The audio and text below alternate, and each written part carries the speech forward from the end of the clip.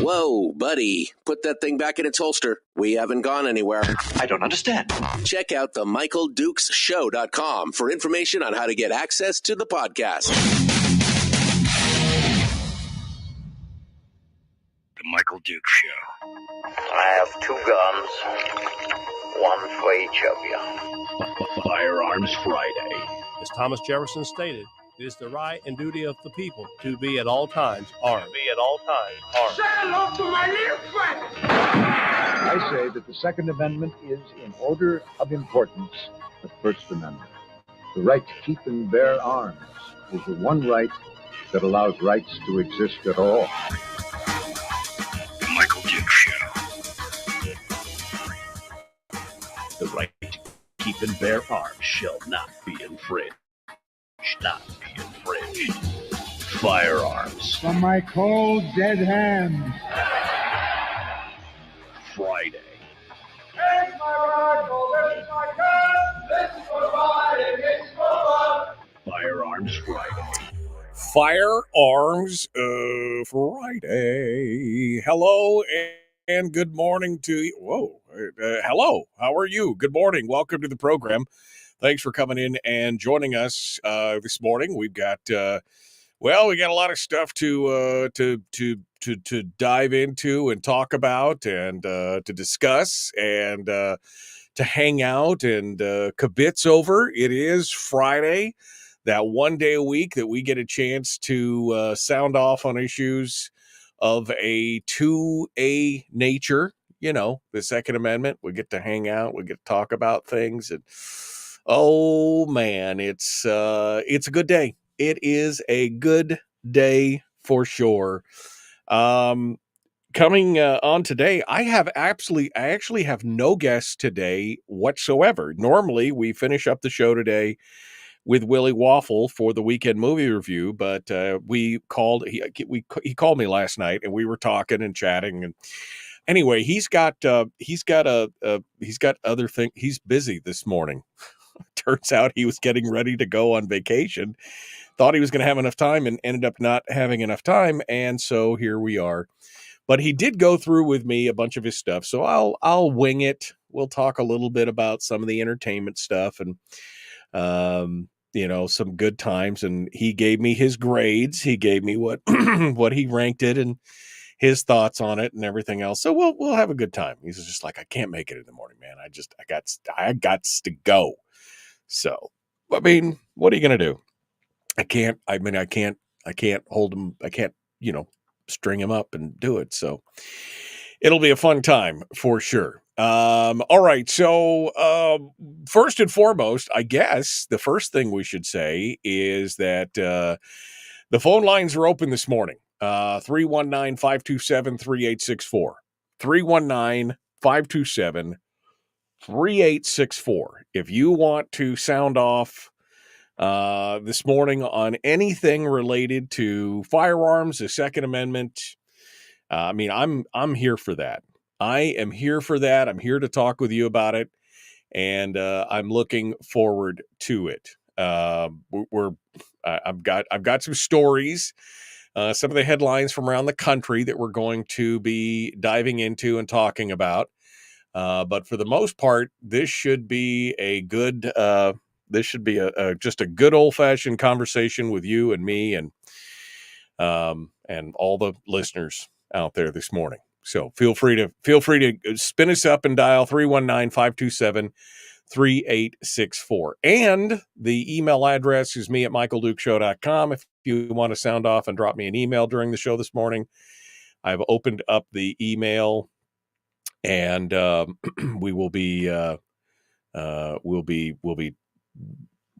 be monitoring it, is what I'm saying. I'll be monitoring that as we go through.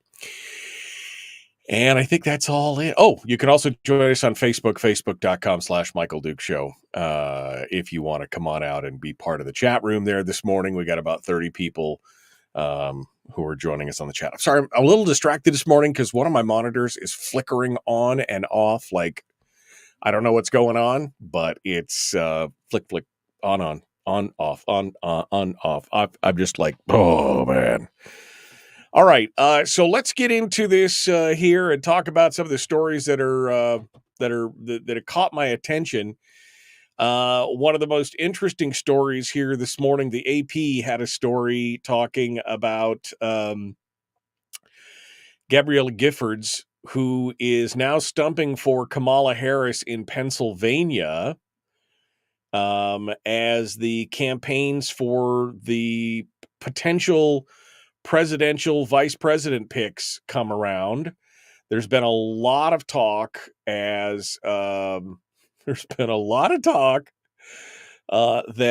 Mark Kelly, who is Gabby Giffords' husband, and the U.S. Senator for Arizona, that he is on the short list to be Kamala Harris's vice presidential nominee.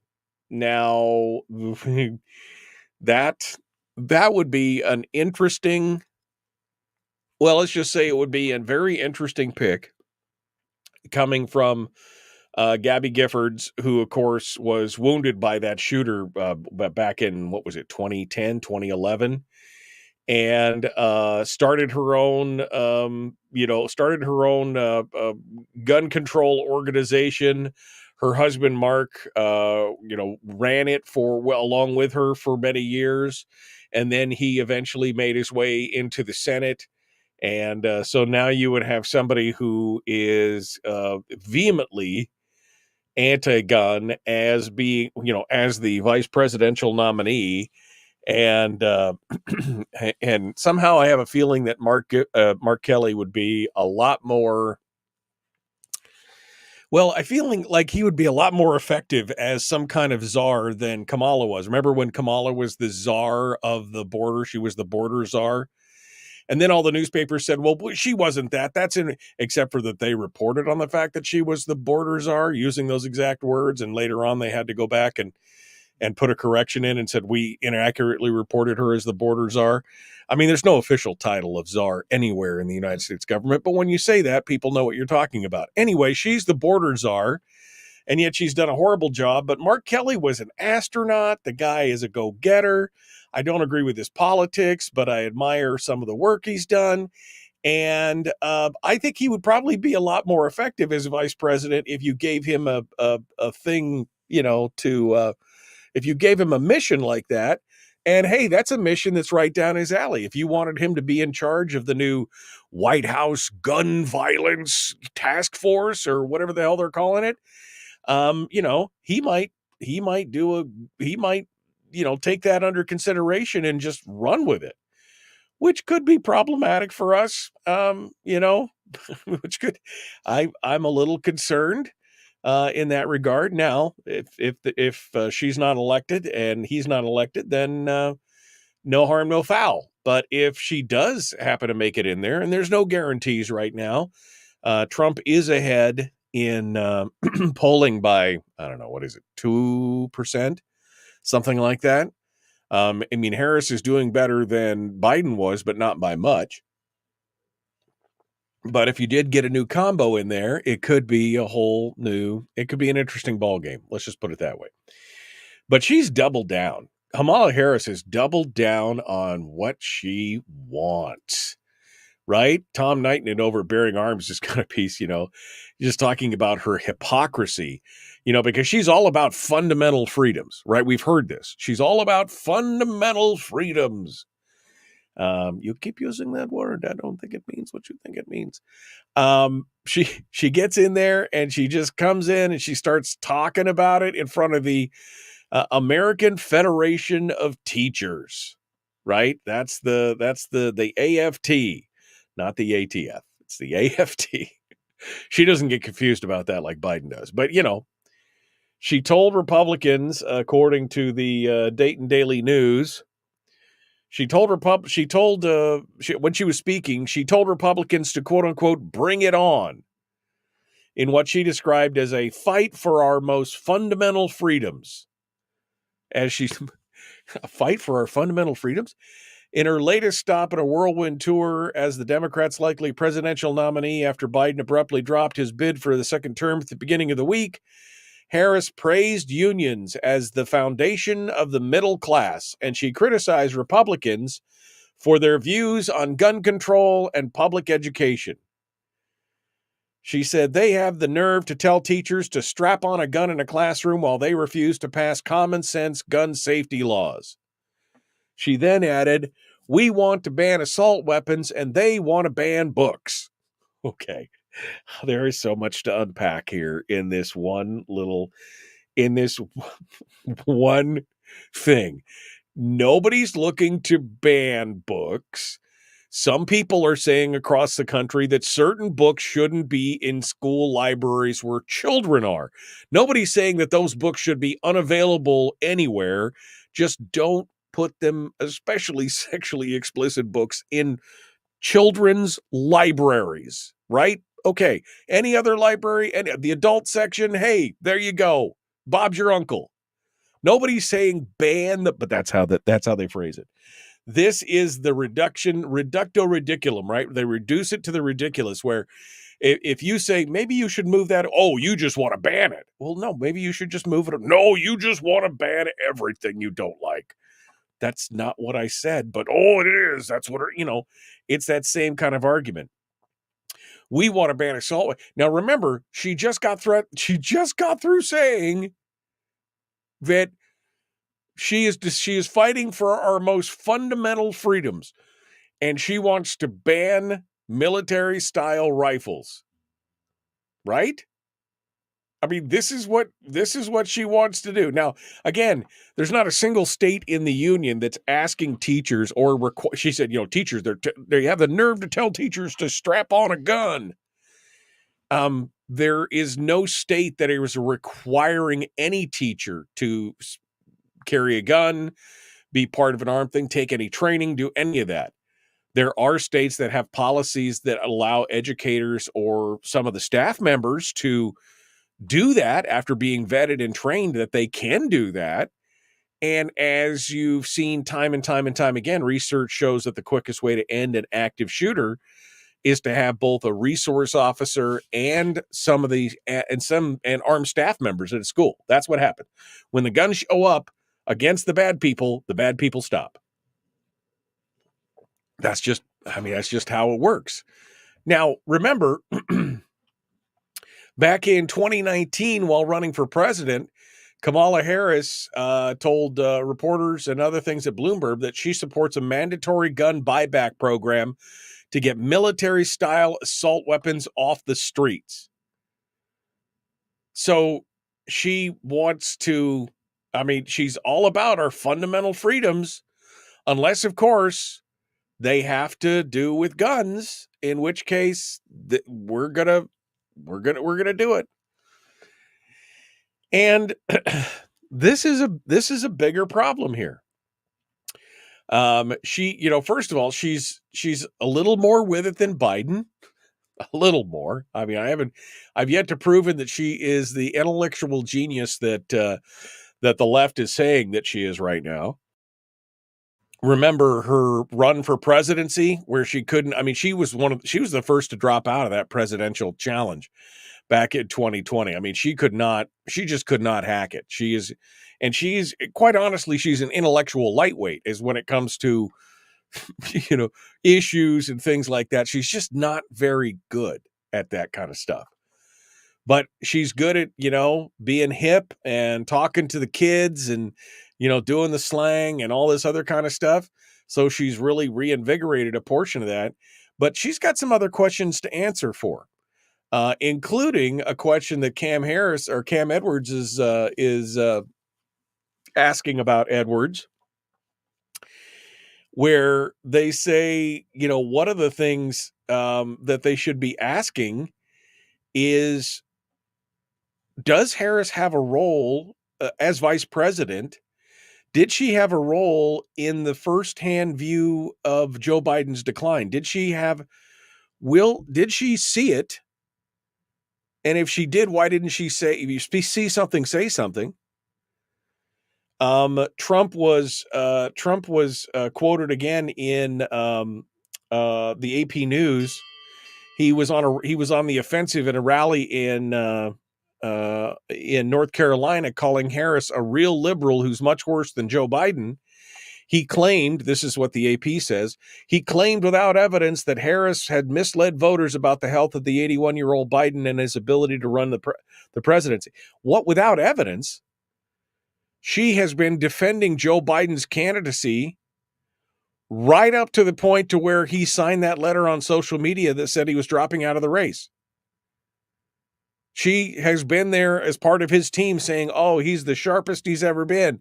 He's the greatest. He's the good thing. He's the boy. He's the big boy. You're the one that, good for you. He's the one that you should be voting for. And then the Hot Air, over at Hot Air, they had an interview with some voters who were on like man on the street stuff. And they asked the question, who do you blame for President Biden being in office in this condition? Who deserves the blame? The first one said his whole staff, they work for him every day. The second one said, so I think that's what makes me also nervous about that Vice President Harris. And he said, talk about that. He goes, well, so she's going to be in it, but she's also helped him. She's helped keep him in where he's at right now. If he's just really as bad as they're saying, I think if he steps down as president and she steps into his presidency before the end of the term, it almost makes me question a little bit more why it didn't happen sooner. She's worked with him. She's been with him, my understanding, with him daily or at least a couple days a week. Why hasn't this been brought to our attention? If she's willing to hide that type of information once she's in office now, what's she willing to hide for herself? Oh, man. I mean, this just keeps getting better. And she is just as hostile to your gun rights, if not more so than Biden at this point. All right, we gotta go. We gotta jump over here. I gotta grab this because flickering screen is driving me crazy. All right, we're gonna continue. The Michael Duke Show, common sense, liberty-based, free-thinking radio. It is Firearms Friday. If you want to sound off, come on down. Let's do it. We'll be back with more. 319-527-3864. Back with more right after this.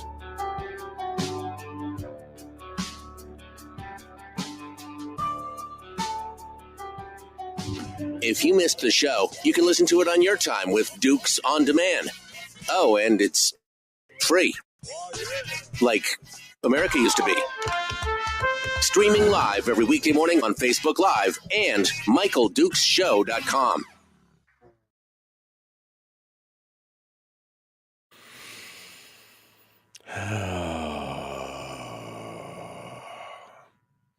This thing is flickering so bad. It's driving me nuts. Okay, let's see if I can get this. All right, I just disconnected it. See if I can get it to reset. Okay. Hi there, ho there, hey there. Strawberry jams, but my Glock don't. That's my wife got me this t-shirt. Anyway.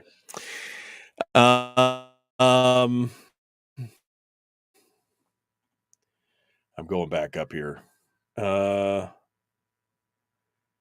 She must lock down the nomination, says Ben. Watch her moderate her position after the Democratic convention.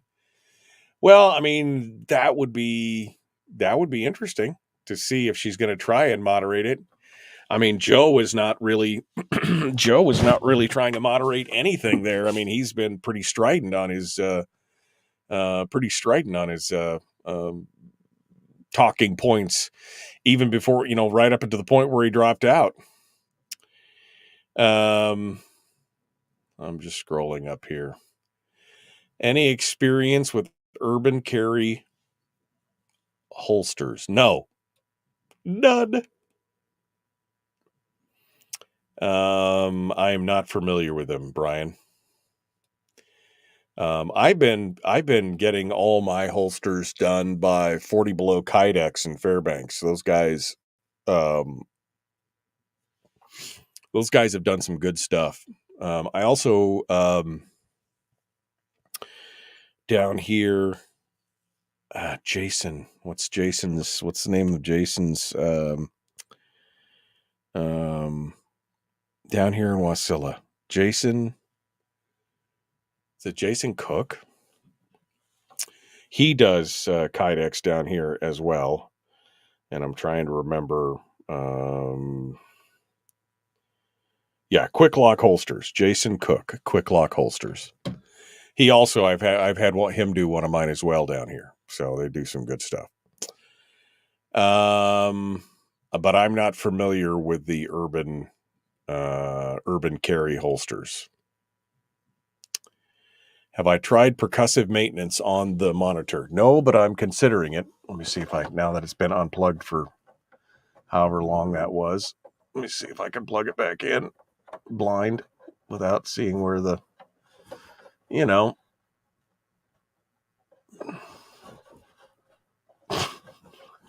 can't get it. There it is.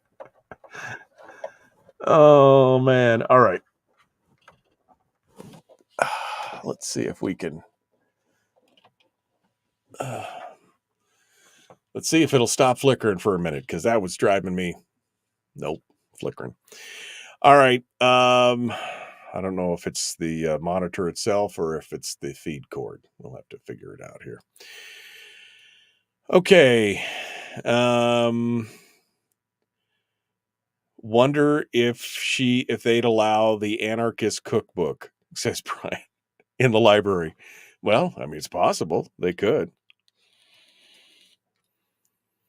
All right. Watch out. Who are they going to bring out to be her running mate? Again, if Mark Kelly is going to be her running mate, that's going to be something. Darth Vader breath. Audrey says that her husband has several urban carry holsters and really likes them.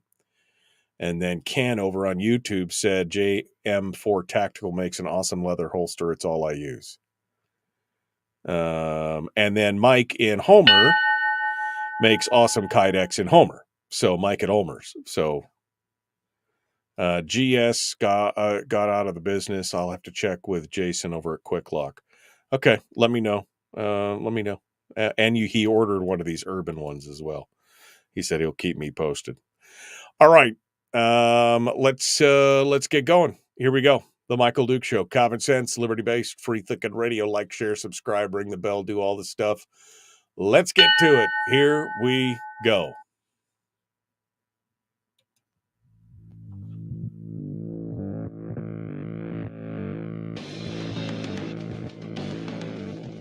What the hell's an assault weapon?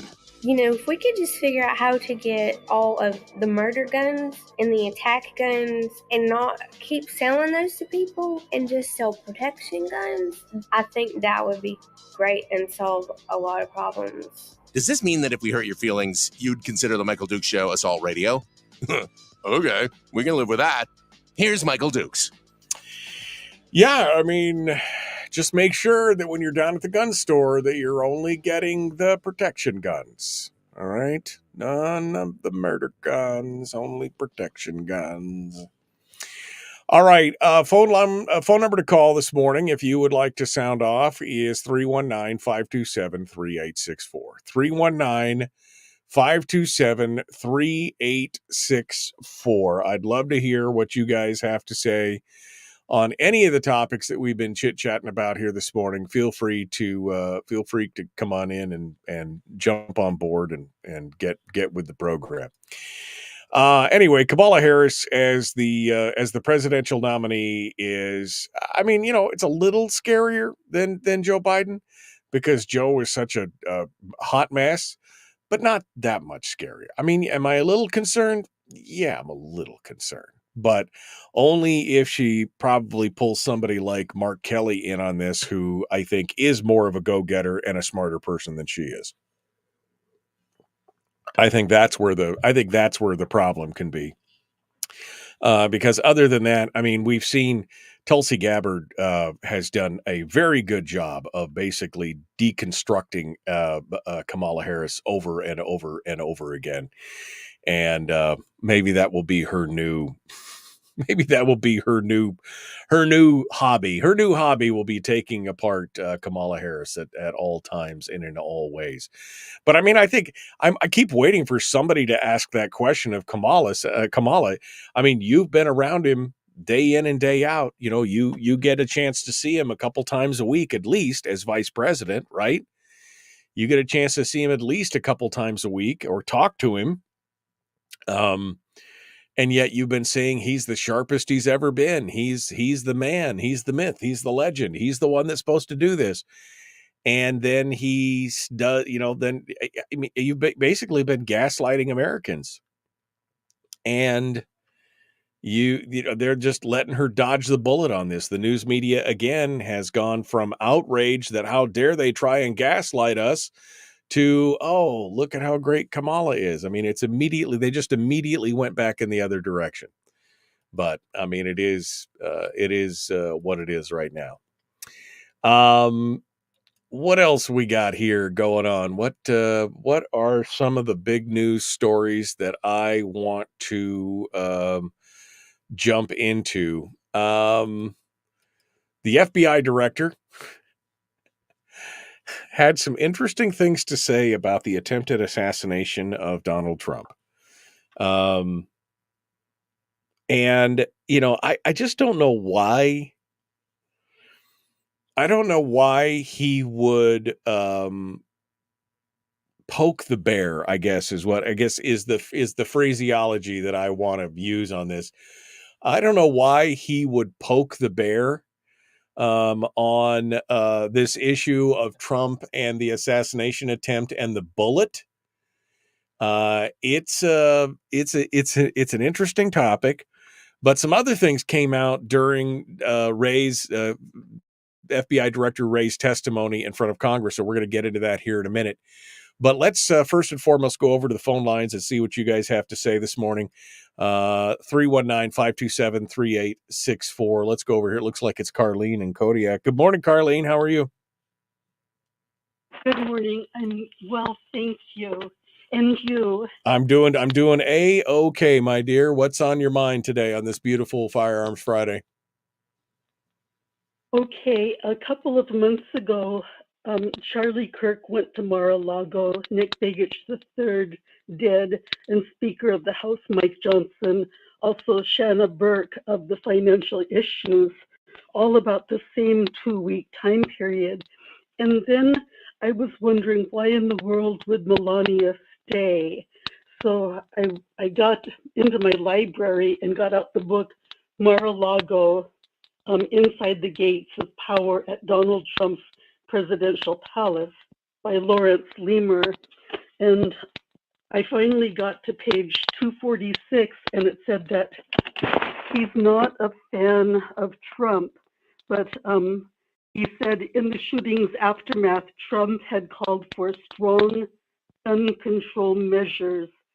But as happened before, a talk with the National Rifle Association changed his mind. And this was after, is it Marjorie Stoneman Douglas School? The Parkland shooting. Right, yeah, the Parkland shooting. That's why the people were really pushing for gun control. And they even had a march. There are 3 bridges that go over to Palm Beach. And a big march, they even had large posters with the faces of I don't know if it was like 27 people died on that day. Right. And so it was a big issue, but Trump is not for gun control like I had heard. Well, Trump, here's the problem. Carlene.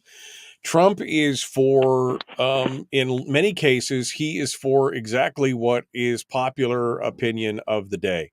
He was quoted right after the Parkland shooting. He was in he was at the table at a round table discussion with police and everybody else, and it's caught on camera. And he said, he talked about red flag laws, and he said, we'll just take the guns. And the police chief said, well, we've got to worry about the due process and everything else. And Trump said, we'll take the guns and worry about due process later. Now, that's kind of scary. Now, maybe he changed his mind later on, but he did order an executive order that would ban bump stocks, which has since been declared unconstitutional.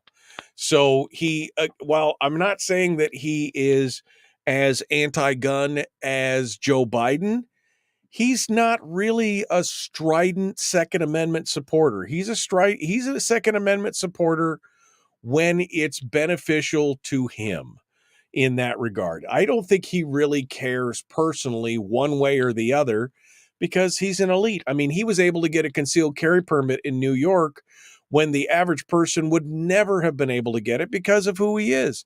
So he doesn't have the same problems that you and I have, right? So while I don't think he's necessarily anti-gun per se, he goes which way the wind blows. And if the people are all yelling at him that we need gun control, he'll probably be for gun control. That's kind of his personality. So he doesn't have the conviction like you and I have Right. about this Right. topic. You're 100%. You hit the nail on the head. He doesn't have the conviction for the thing. If it's convenience versus conviction. You're 100% right. Wow. Thank you, Michael. All right. Well, thank you, Carlene. I appreciate that. I appreciate you calling in and joining us with that. I mean, and that, she brings up a valid point. I mean, he keeps coming back. He goes in front of the NRA. I've always been a supporter of the Second Amendment and I love it. And I would, but again, you go back to what he wrote, in some of his previous books. You go back to his reaction after the Las Vegas shooting with a bump stock ban. You go back to, now look, I'm not saying that that means that I'm voting for Kamala. I mean, I'm just saying if you're going to vote for somebody, you have to be eyes wide open to understand who they are. It's not, as Carlene said, a conviction. His adherence to the Second Amendment is not a conviction. It's a convenience. And that's the truth. That's what it's all about, is that it was convenient for him to be the nominee, to speak in front of the NRA, to be touted as the next great thing to do whatever. And he did a lot of good things on that side. Now, mostly looking at the Supreme Court, he did a tremendous, his replacements to the Supreme Court have allowed Bruen, right? And they've continued the Heller and McDonald decisions into Bruen and now Cargill and now some of these other ones that are going to be huge. His work there has been very good. His individual work on the gun control issue, the bump stop bans, the executive orders, we'll take the guns and worry about due process comments. To me, that just shows that it's more about the convenience of it than anything else. But yeah, I mean, Ben asks a very good, Ben Carpenter asks a very good question. I wonder if his position on guns has changed now that he's missing a chunk of his ear. That's a very, very good question. That's a very good question. Since he was in support of red flag laws, that is a very good question. But we're going to get into that with the commentary and the testimony of FBI Director Christopher Wray, who sat in front of Congress this week, day before yesterday, and talked a lot about what was going on there. We're going to talk a lot about how that happened, how that went down, and we're going to get into that. So don't go anywhere. The Michael Duke Show, common sense, liberty-based, free thinking radio. We will return. Don't forget, if you want to join the conversation without having to call in, you can do it over on Facebook or on YouTube or on Twitch. I'll be working on the Rumble thing later today, but at least those three for now. Facebook.com/Michael Duke Show /live. Come on out and join us. Back with more. The Michael Duke Show, common sense, liberty-based, free thinking radio.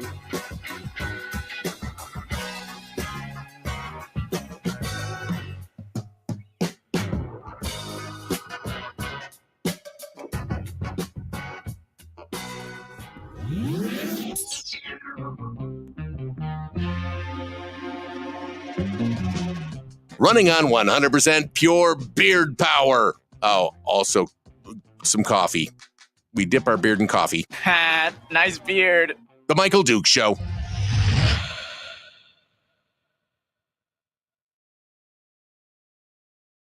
Okay. Okay. What do we got here?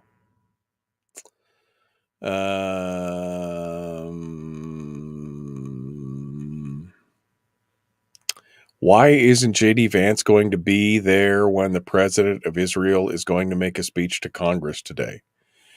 Israel's our greatest ally, yada, yada, yada. Why is the vice presidential candidate not going to be there? I mean,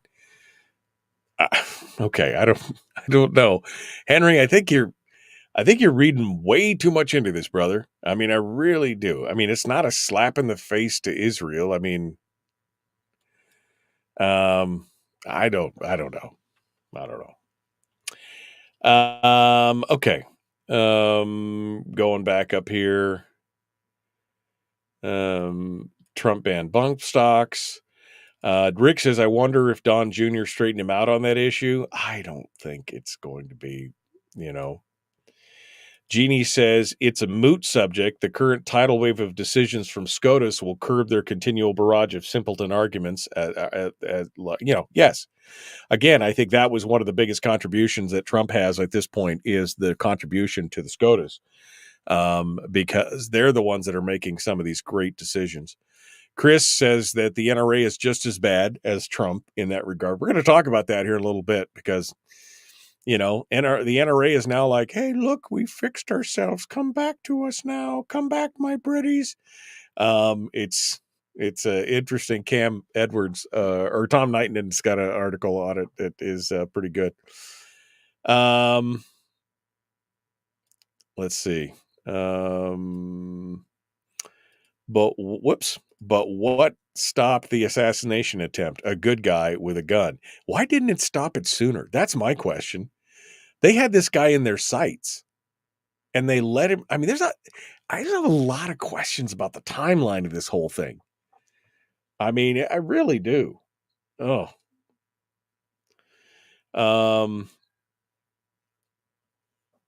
Let's see.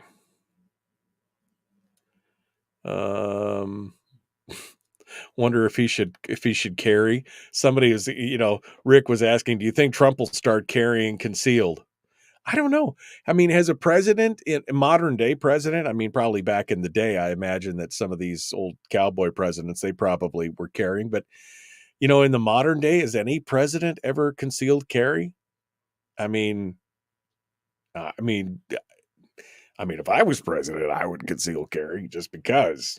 I mean, just asking.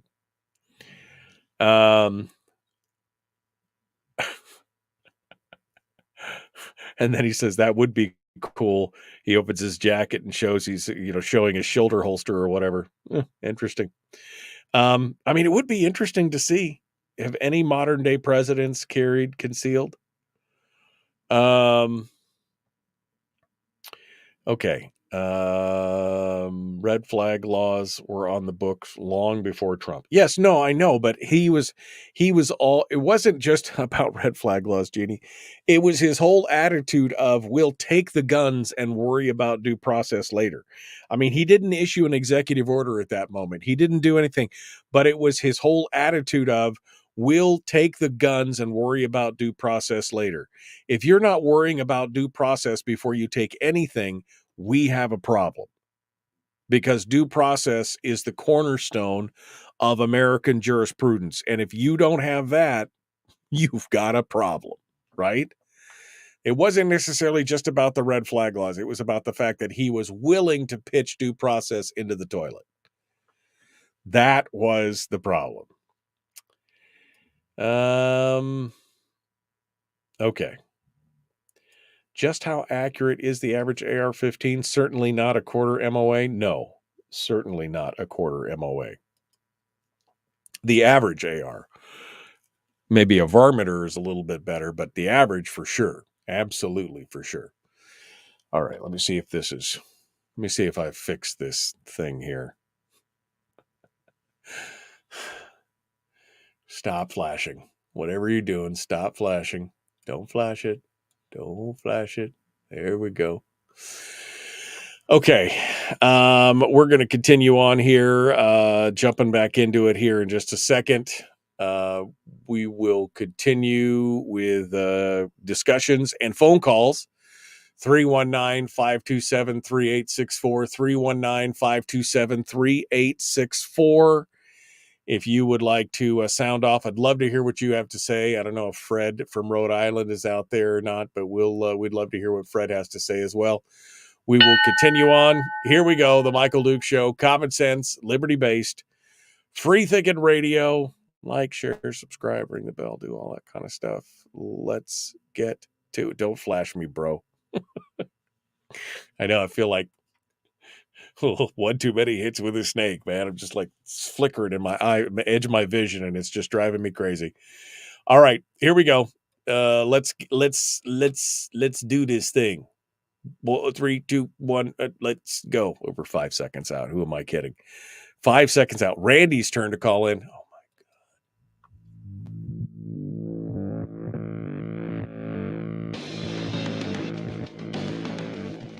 What the hell's an assault weapon?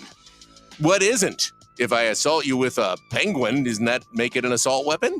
Does this mean that if we hurt your feelings, you'd consider the Michael Dukes Show assault radio? Okay, we can live with that. Here's Michael Dukes. Yeah, it's Friday, baby. It's Friday. That is the one day a week that we get a chance to talk about issues regarding the Second Amendment, guns, gun rights, firearms laws, all the stuff that, back 15 years ago, my boss said, stop talking about all that stuff all the time throughout the week. Just pick one day. And I'm like, well, Firearms Friday has a good ring to it.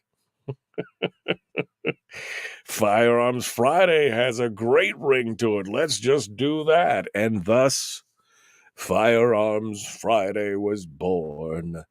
And here we are, 15, 20 years later. It was more than 15 years ago. It was, probably closer to 20. Anyway, here we are, years later, enjoying the fruits of that labor, talking about firearms and the Second Amendment and gun rights and so much more. All right, let's get over to what the FBI director, Christopher Wray, had to say about what's going on. Now, first, I got to say, why, Director Wray, why would you poke the bear? He made a comment, and I don't know why he would do this. I don't know.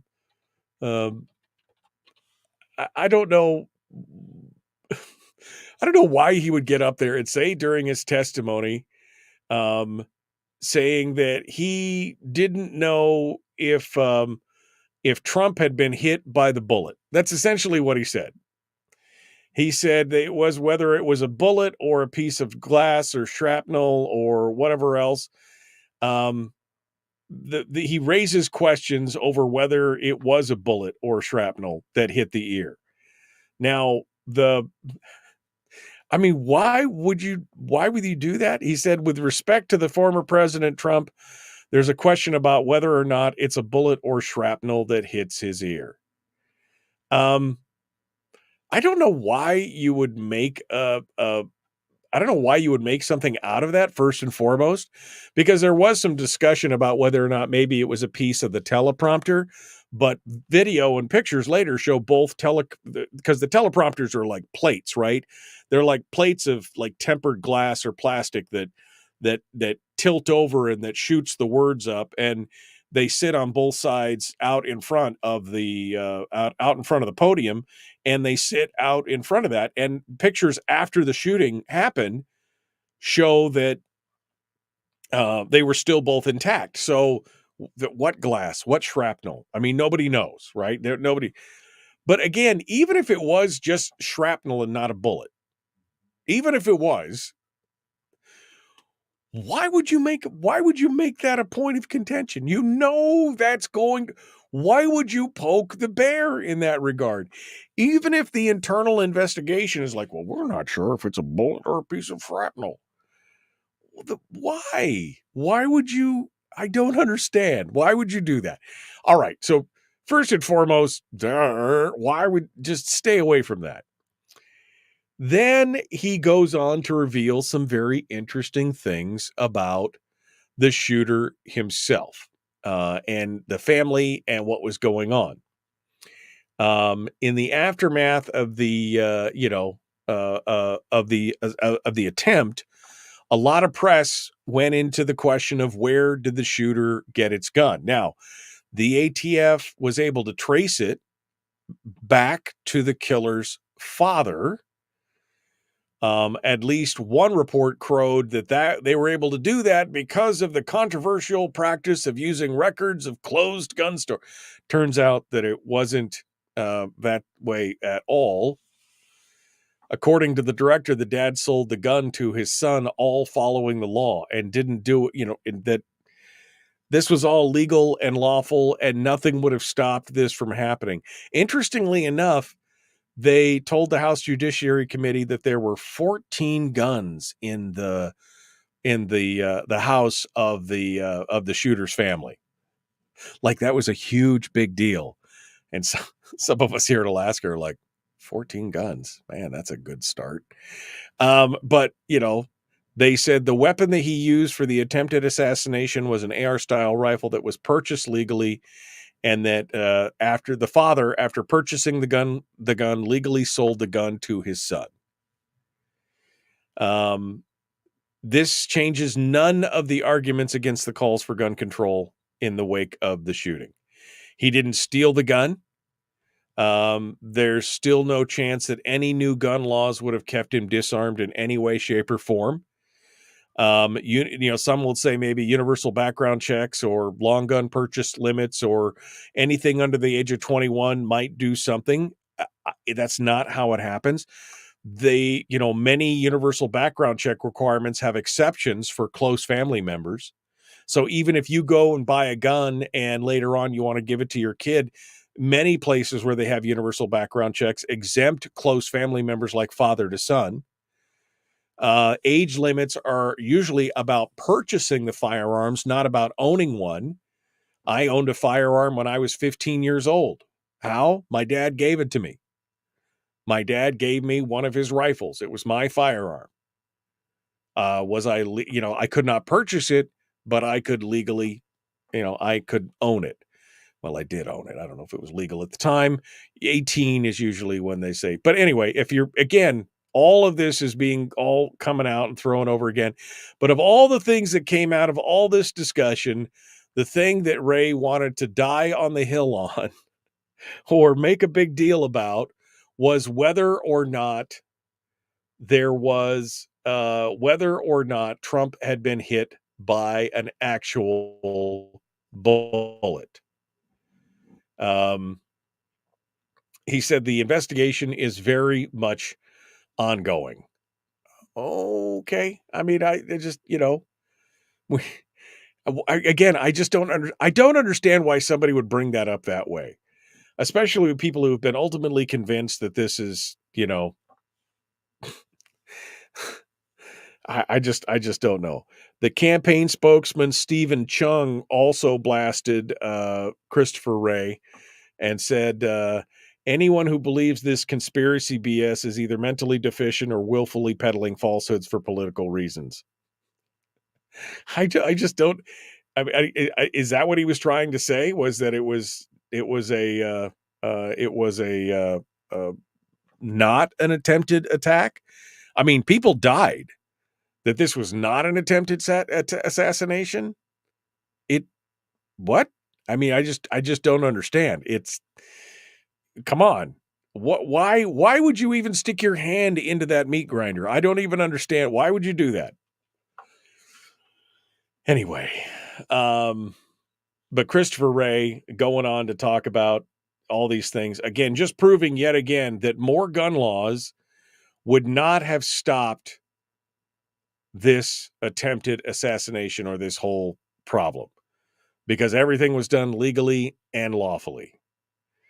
Not the criminals, by the way, are going to obey the law. I want to remind you about that. Criminals, by their very definition, don't obey the law. So this is not like they're going to, if you pass one more law, they're going to pay attention to it. We're just showing you that even that all the laws were followed here, right up to the point where the guy pointed the gun at Trump and pulled the trigger.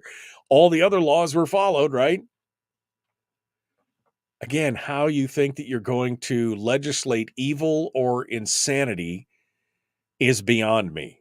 Absolutely beyond me, and blows my mind that people think that that's going to be okay. All right. Greg says, pretty sure the deputy director of the U.S. Secret Service is the person that failed at his job. I, again, would not disagree with that at all. But Christopher Wray, again, why, Christopher, would you jump in the middle of that, clanging meat grinder to throw? I mean, why? Just to throw yourself to distract? I don't understand. All right, we got. We're coming up at the top of the hour. I got some more I got some more stories to talk about. We're ready to jump into this. Oh,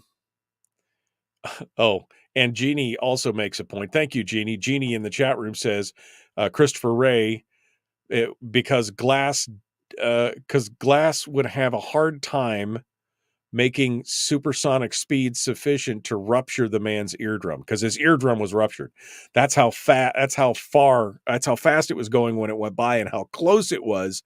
Not only did it clip his ear, the supersonic crack happening right outside of his eardrum burst his eardrum. So yeah, a piece of glass, have a hard time getting that glass up to speed if it was just a chunk of flying debris. For sure. So, anyway, it's good to know. All right. Well, that's it for hour one. We're dead ahead. Again, Willie Waffle is not going to be here today, but I'm going to attempt to do the entertainment report by myself. This should be fun. He walked me. He's like last night. He goes, okay, so here's what I was going to cover. Here's where everything at. I watched these movies, and here's what it's going to say. And I'm like, dude. He's like, yeah, I know. I'm so sorry. So he's good peeps. He is good peeps. I'm not going to throw him under the bus. I have given him shorter notice than that we couldn't do a thing. So I'm definitely not going to give him a hard time about that. So I'm going to attempt the entertainment report by myself. We'll see what happens. All right. We got more coming up. The Michael Duke Show, Common Sense, Liberty-Based, Free Thinking Radio. Phone lines are open. Hour 2 is dead ahead for Firearms Friday. Back with more right after this.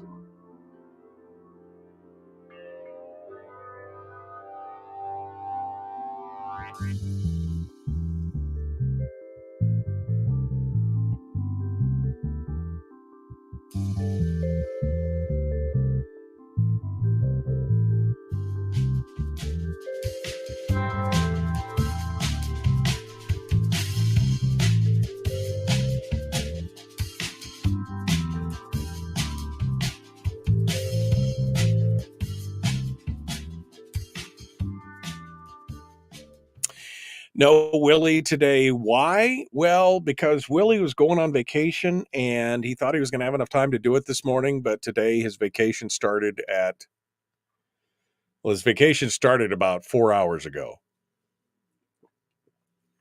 But he thought he was going to be able to do it before he peeled out of there, and it didn't happen. So he's on vacation. Let the guy be on vacation. Why not?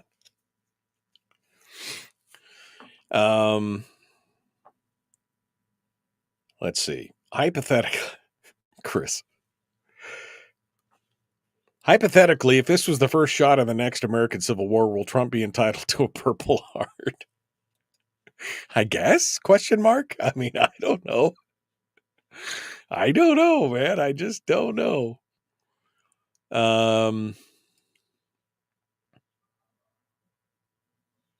Yeah, Theodore Roosevelt. That was the guy old Teddy. I was thinking that Teddy probably was one of the last. When I said cowboy presidents, that's what I was talking about. Rough Riders, right? So I would have thought that probably Teddy would have been probably one of the last ones to to carry, because he said Theodore Roosevelt carried an FN M1900 in his pocket and went at home and in his nightstand. The article says he was always packing because he's Teddy frickin' Roosevelt, right? That's what it's all about. Willie does deserve a vacation. That boy works some serious hours. He works in the healthcare industry, in the IT end of the healthcare industry, and he puts in some big hours. Big hours.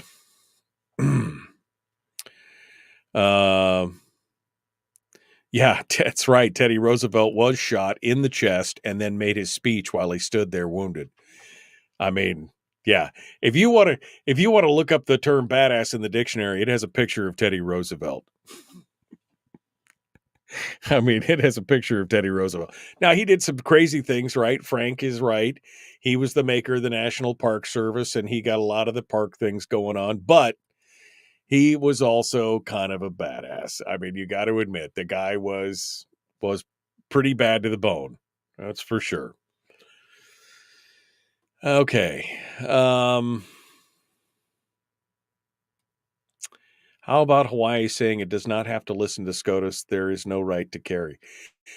I saw something about this, Timothy. Let me see here. Hawaii, SCOTUS, concealed carry. Let me see what it says. Let me see what my thing here.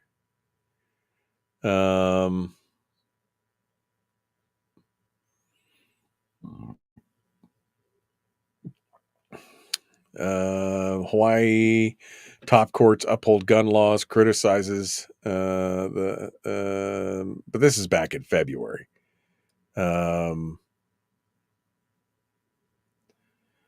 The Hawaii Supreme Court says it disagrees with the U.S. Supreme Court's Second Amendment ruling in a unanimous decision. Oh, for God's sakes! Ugh. This is so funny. It's trying to make me turn off my ad blocker because of the thing. So they in a unanimous 5-0 decision, states retain the authority to require individual to have a license before carrying a firearm in public. Now, that's not going to do anything good for you because of the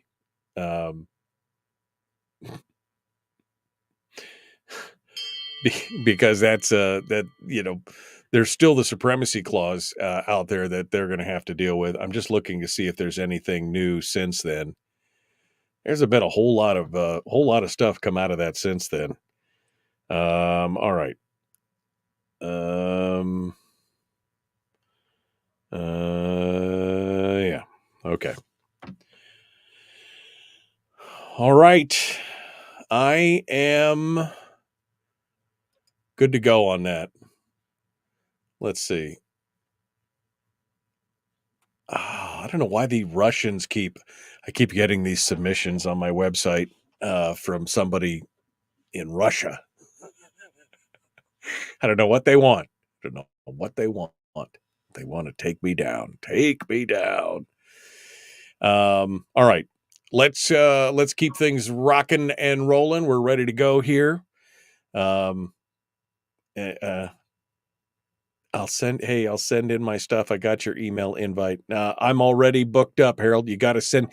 The thing about email is you got to reply to the email to make the deal, right? You can't just say, hey, in the chat room, I got your email. Maybe we can do it. You got to send a reply to the email because on Monday morning, it's Ben Carpenter and Sarah Montalbano. So Montalbano Mondays are in full effect this Monday. We're going to talk about the Ambler Road and some other stuff. So, yeah, the thing about email is you have to reply to the email. Just getting it doesn't help you. So, all right, we got to go. Jumping back into it, the Michael Dukes Show, common sense, liberty-based, free thinking radio. Hour 2 continues. Let's do this thing. Come on.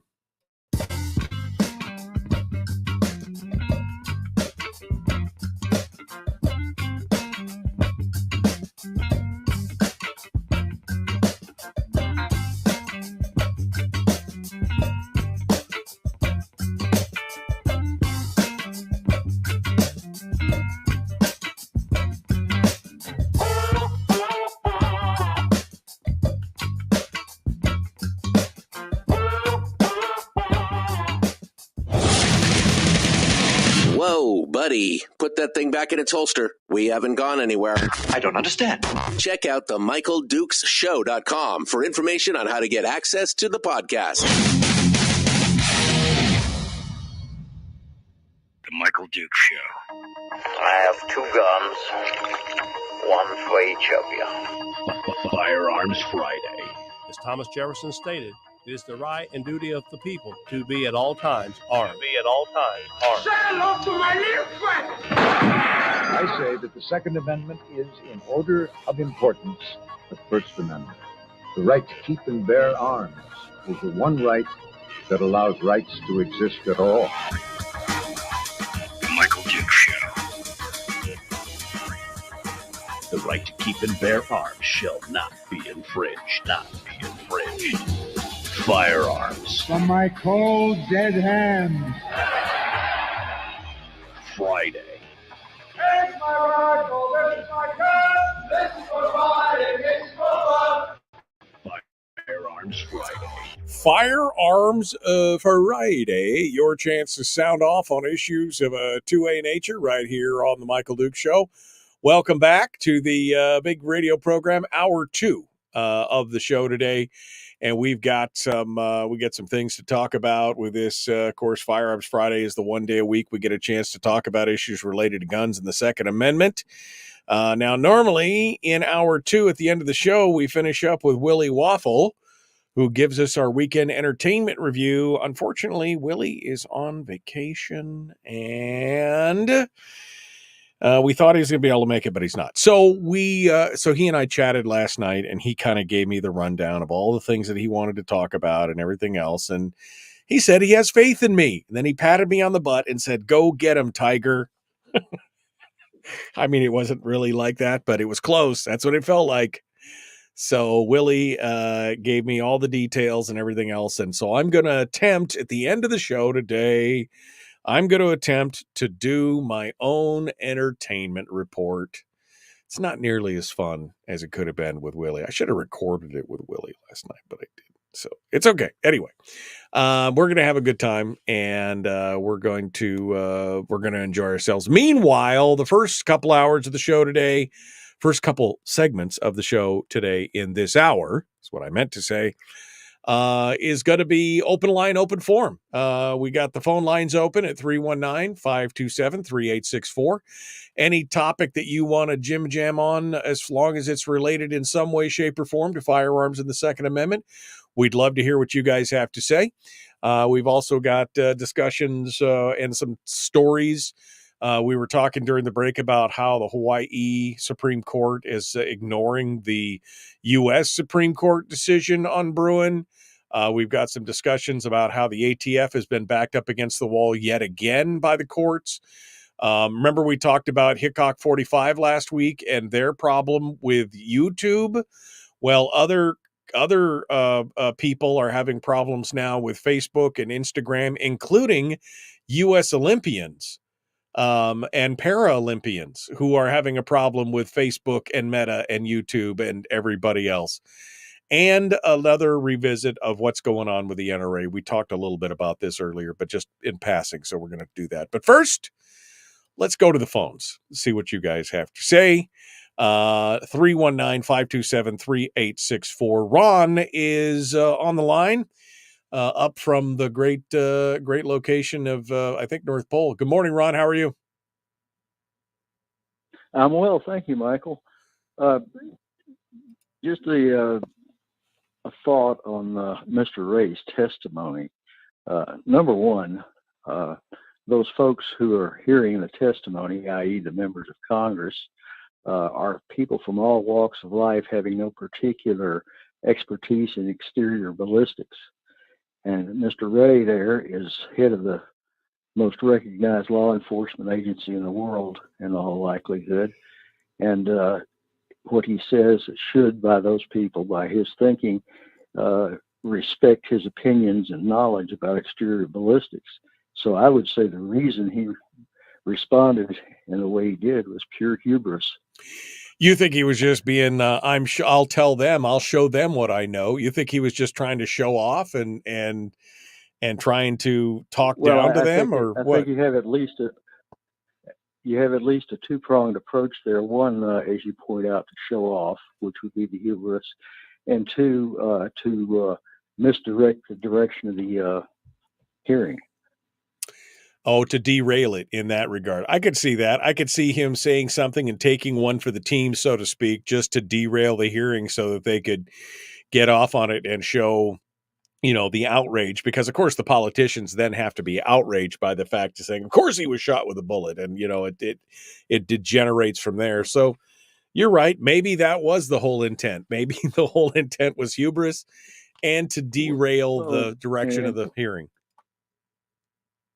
And he's very well insulated, as I recall from Mr. Comey's tenure, that the duration of the appointment of the director of the FBI is 10 years unless removed by the president. And, barring Donald Trump's prevailing in the upcoming election, he's pretty well insulated, so he can say what he wants to. Yeah, exactly. He can say or do whatever he wants as long as he's the powers that be are there and are okay with him. He can just kind of get away with it. I mean, again, I just was like, why would you pick at that scab? I don't understand. I don't know. I don't know why you would pick at that scab, but you're right. 10 years would definitely give you some protection in that regard. Thank you, Ron. All right, let's go over here. I see Fred is calling from Rhode Island. Good morning, Fred. How are you doing this morning? Good morning, Michael. This whole thing with this Trump investigation and the situation with Kamala Harris coming up with a nomination. She's nothing more than a water carrier for the same shadow creatures that were driving Biden, and it's going to be more of the same, probably even worse, to be honest with you, because Biden sunk his own ship, but Kamala Harris, it has been Valley Girl. This is what I think, category you can put her in. Right, She's nothing more than a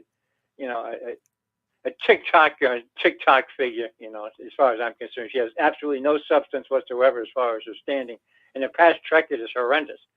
But the other reason why I'm calling is, this whole thing with during the investigation and the hearings with the Secret Service director who resigned. During that whole thing, they sit there and they got on their bandwagons and one issue or another. But one of the biggest ones was gun control. And once again, it's a pointless argument because it's not the tool; it's the individuals who abuse the tool. And we do have the Second Amendment, which guarantees, the right to keep and bear arms. Shall not be infringed. These people just keep chipping away at that, and if they chip away at that, then they get free access to everything else. And the First Amendment's already been attempted. Just ask Lois Lerner how she tried to get around that years ago. And it should be more of the same. They're after the Second Amendment. They're after the First Amendment. They're out after. And then, one of the representatives in that hearing with the the Secret Service director, came out and said that the whole Second Amendment is wrong, and is the whole point of being able to prevent tyranny in this country is ridiculous. Well, why are they trying to act like tyrants then? If they're so adamant about the Second Amendment, and the reason why they want to get rid of it is because they want to be tyrants and they don't want to have anything restricting their end goal. Right. They want to take over the country, turn this into a third world cesspool, and it's really this is their game.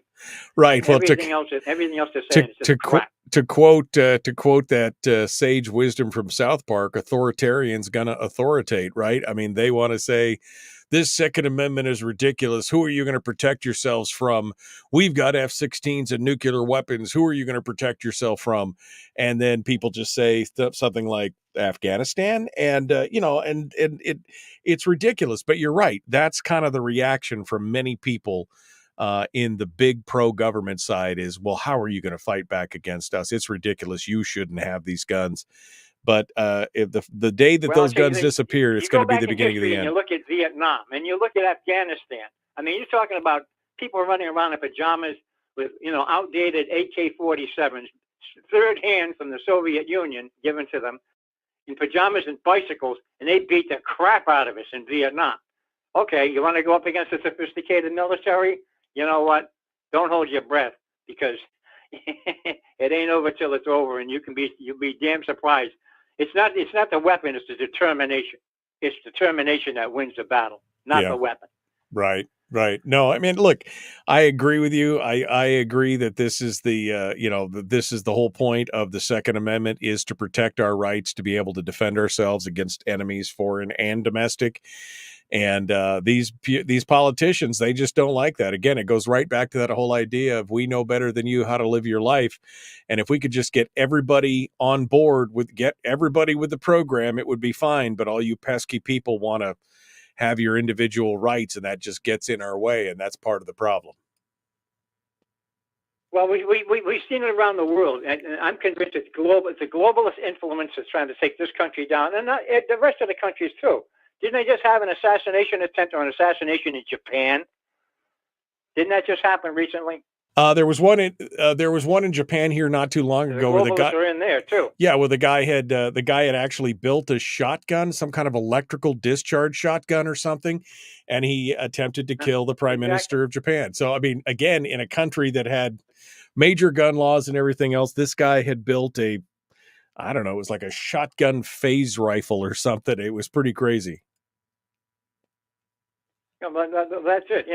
The point is, it's not the tool, it's the individual, and the tool is protected and defended by the Bill of Rights and the Constitution. It's there for a reason, and to try to get rid of it is nothing more than a political ploy that just gives free reign access to the American people and the law. And we've seen what they've done with the law, the law right. The Trump trial. I mean, that doesn't spell it out. I don't know what does. I mean, that was a kangaroo court that should have never happened, but it did.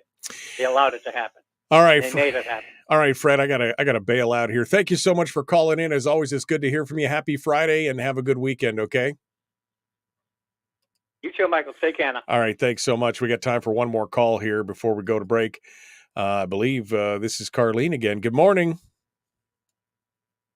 Yes, Michael, you asked the question about Christopher Wray, FBI director, and like Ron, I saw that he was trying to take the focus off of the assassination attempt. He's very clever. It's like he was trying to create doubt, like, did this really happen? So that's what I got out of it, that they were trying to just completely change the narrative. Right. Well, trying to derail where the hearing was going, and to throw doubt in there, whether it was real doubt or not, at least to take away the momentum or the flow of the hearing and just disrupt the hearing, I think is what he was trying to do in the long run. So I think you might be right on that, Carlene. Thanks.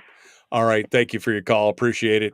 That brings us up to the break and opens up all the phone lines at 319-527-3864, 319-527-3864. Love to hear what you guys have to say. Feel free to give us a ring, and let's get with the program here. Give us a shout. Give us your thoughts on this beautiful Firearms Friday. Did you hear that? Did you believe what Ray had to say about something on that? And do you think it was just, again, more kind of smoke and mirrors to get people all spun up about it? Coming up, we're going to talk about the NRA. We're also going to talk about the social medias and what they are doing here against not just professional YouTubers like we talked about with Hickok 45, but also with competitive shooters, including Olympians and Paralympians. So we're going to talk about that here in just a moment. The Michael Duke Show continues.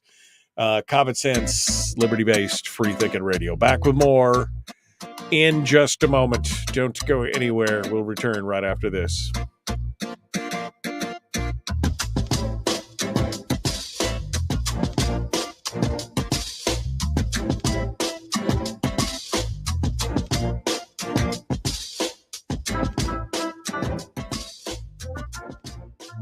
We're broadcasting live through a series of tubes. Allowing allowing all of these entities to provide streaming stuff going on the internet. Well, it's kind of hard to explain. Sorry. Streaming live every weekday morning on Facebook Live and MichaelDukesShow.com. Okay, what do we got over here? Let me drive in over here. Yeah, that was Timothy. That was from February. I mean, nothing else has happened given them. It is a dangerous line of reasoning for sure. Let me go over here to. I'm sorry. Let me pop this up so I can follow the link because I can't follow the link from. I can't follow the link from my StreamYard. Here it is. Okay, I got it. Okay. Jacob Sullum. Oh, yeah, we actually talked about this with Jacob Sullum because I'm just looking at the article and I've got components of it highlighted on the screen here. So I know that Jacob and I probably talked about this back in the day. Hawaii Supreme Court thinks the case is wrongly decided, which rejects the challenge to Hawaii's highly restrictive line, the pretext of Heller.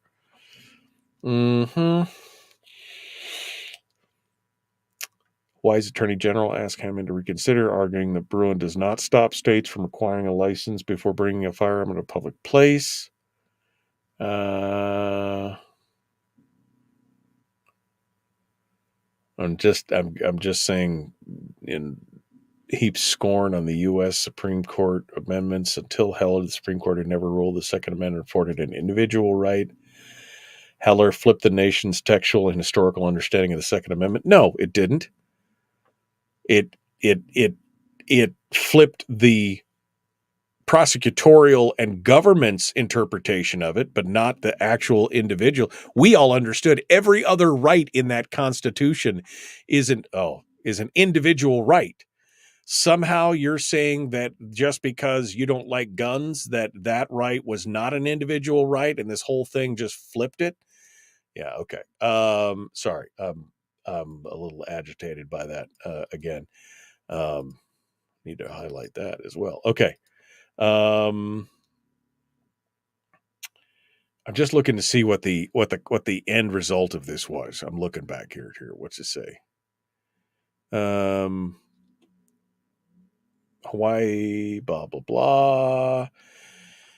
Like several other states that were forced to change their rules for granting carry permits, however, Hawaii imposed new restrictions on their use, declaring a wide range of public places to be sensitive spaces where guns are prohibited. Last August, a federal judge temporarily barred the state from enforcing in those gun-free zones. It seems like blah, blah, blah, blah, blah. Carrying for self-defense. Even if you had, it seems safe to assume that the court would have deemed Hawaii's obstacles to carrying self-defense consistent with the Aloha spirit, which evidently trumps whatever the nation's highest court says about the Second Amendment. So there's really been nothing written since then, which is interesting. Anyway, it's interesting. We'll see what happens with this. In fact, I'll reach out to Jacob Sullum, Timothy, and see what he has to say about it. Yeah, he basically coming up. It's a dangerous line of reasoning for the union that the SCOTUS is just another opinion, that the Constitution is old and outdated. I agree. That is a dangerous precedent and a dangerous line of reasoning. I agree with that. Harold says maybe because I won't let him on the program on Monday because I've already got guests. Well, maybe Domboski has an open slot on Monday. Yeah, maybe she does. Maybe you should go check that out. Maybe you should go over and see what Domboski has to say. I'm sure that will be, or you could just do like the email said and reply to me with when you're available, and I'll see if I can fit you in. Jeez. Okay. You're missing Dan now. There you go. Yeah, Dan's gone. Dan's been gone for quite a while. Dan, the goodbye man. All right, 20 seconds out, getting ready to rejoin the radio, do our thing. I still want to talk about the ATF's new setbacks and the social media stuff before we get into the weekend entertainment review. It's all coming up. Let's do it. The Michael Duke Show, Common Sense Radio.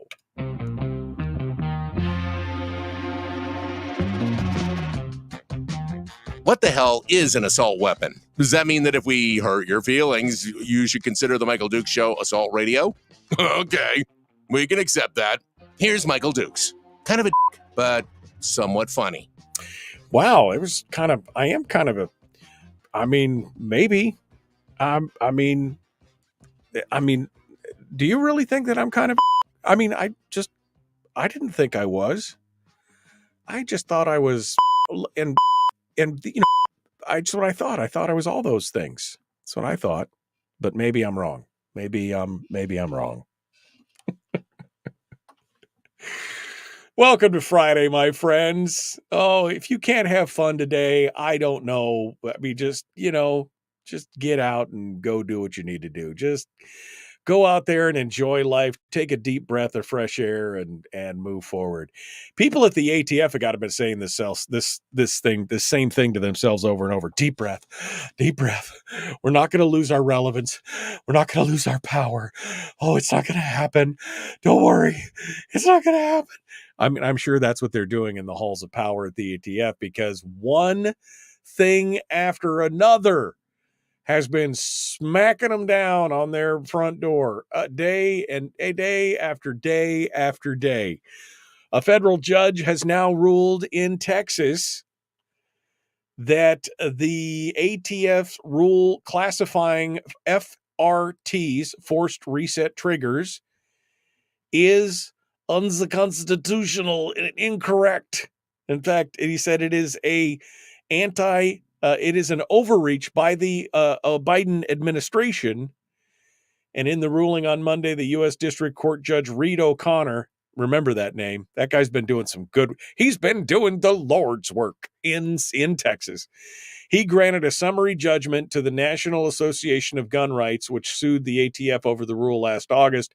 In his ruling, O'Connor held that the BATF&E went too far and went beyond its statutory authority in promulgating the rule by, quote, expanding the definition of machine gun and subsequently classifying FRTs as machine guns. There were several key facts that led O'Connor to this conclusion. Now, first of all, the idea that somehow a forced reset trigger is a machine gun it's a trigger that is, I don't understand this, okay? Maybe somebody in the chat room can explain it to me in small words so that I can pick it up. How could you expect a forced reset? The description is in the name. It's the forced reset trigger. It forces you to reset, okay? And because a machine gun is, one bullet for every pull of the trigger, if you're forced to reset, it is by definition the kind of thing. Anyway, here's what are the key facts that led Judge Reed O'Connor to his decision. 1, the ATF made a final determination to classify FRTs as machine guns. 2, the trigger moves forward into its reset state and is depressed to release the hammer from its sear surface for every round fired. 3, the trigger in an FRT-equipped firearm must reset after every round fired. And 4, a shooter who attempts to prevent the reset by holding the trigger in a fully depressed position will cause the weapon to malfunction. This is a forced reset trigger. I don't get it. I'm saying that a lot this morning. Is that this forced, that I just don't understand it. So the judge has nixed it and said, that's not good. And in fact, he broadened it, and it has made it a nationwide injunction. The judge vacated the ATF's rule completely, rendering it unenforceable across the nation. The DOJ's next step will be appealing O'Connor's order to the Fifth Circuit, asking them to overturn the district court judge's decision, or at least put his ruling on hold while their appeals continue, which would allow the ATF to continue enforcing its rule. Although the Fifth Circuit has made some interesting decisions lately, including on the bump stock ban and the brace ban. So, I mean, I just don't think that they're going to find really fertile soil for some of these appeals. It should be very, very interesting. It's another big win for gun owners taking on the administrative overreach of not just the Biden-Harris White House, but also the Trump White House. Because lest we forget, Donald Trump was the one that put forward the executive order that created the bump stock ban through executive fiat, very much like these same things that Biden and Harris have been pushing moving forward. So no big surprise. So here's hoping that the Fifth Circuit and ultimately the Supreme Court will uphold Reed O'Connor's ruling. Reed O'Connor has been doing you've heard his name several times, him and Benitez in California. Reed O'Connor in Texas and Judge Benitez, what is his first name? I cannot remember. They call him Saint Benitez. The gun owners in California call him Saint Benitez because he's just been laying down this common sense kind of like back in the California government into the corner half the time on this stuff. It's pretty amazing. The existence, of course, the ATF has been, this is just one more setback for them. They've got some real challenges that have come up from, again, the bump stock ban. You've got Bruin, you've got the individual right. Now you've got this administrative overreach. And now we've got the whole thing about the bump stock, and which is called Cargill. Cargill was the decision that basically said, no, you can't do that. A 6-3 majority of the Supreme Court held that the ATF lacked statutory authority to promulgate the rule because a bump stock unambiguously falls outside the existing statutory definition of a machine gun. That's what they're saying. It is not a machine gun. Remember, this is the same ATF that for years classified a string as a machine gun. They literally, in one of their firearms branch testing things, they had this string that they could pull around, put around the trigger of a gun that was mounted on a block, and they could pull it. And because they could basically bump fire it, they classified the string as a machine gun. This is the justification of what's going on, even though they're causing the gun to malfunction. It's not operating as intended. That bump firing is really not operating as intended when you're bump firing without a bump stock, because bump stock for anyway, the whole bottom line is these same people said a string was a machine gun. The Supreme Court said, nope. Clarence Thomas, is his majority opinion centered the meaning on the phrase by a single function of the trigger. And he goes on to describe how, even the device that reduces the amount of time that elapses between separate functions of the trigger is still not a machine gun. If it has to be physically functioned, then it's not a machine gun. Even on its own, Cargill spells an ominous sign for the ATF in its ongoing battles to defend. And then, of course, the other major rules changes includes the Administrative Procedure Act, but you combine that with the court's near simultaneous destruction of Chevron deference in the Looper Bright Enterprises versus Raimondo, and the ATF has just gotten their legs kicked out from underneath of them. Because for those of you, again, who don't know, the Chevron deference, basically what it was is that if there was some kind of hazy gray area about a regulation or a statute, that regulatory bodies, meaning agencies, government agencies, were given by the courts the benefit of the doubt. So if it was a hazy gray area and the citizen was arguing that, well, that doesn't really say that in the law, Your Honor, the law doesn't explicitly say, and the agency says, well, but we think it means this, and the court would say, well, Chevron deference says the government agency says that, so that's what you got to do, so you're guilty, or you don't get what you want, or whatever it is. Now that they've kicked the Chevron deference to the curb, it's going to be some serious problems for them. Coming up next is Garland v. Vanderstock, which is going to head to the court's 2024-2025 term. And that, of course, is the ATF's new administrative determination, like the bump stocks, which seeks to bypass the perceived congressional inaction on ghost guns. This is where they're taking basically parts kits and saying that block of aluminum is a firearm. That block of metal is a firearm. You wander through Lowe's and you pick up a bunch of bits and pieces and you lay it on their desk and the ATF comes in and goes, that's a firearm.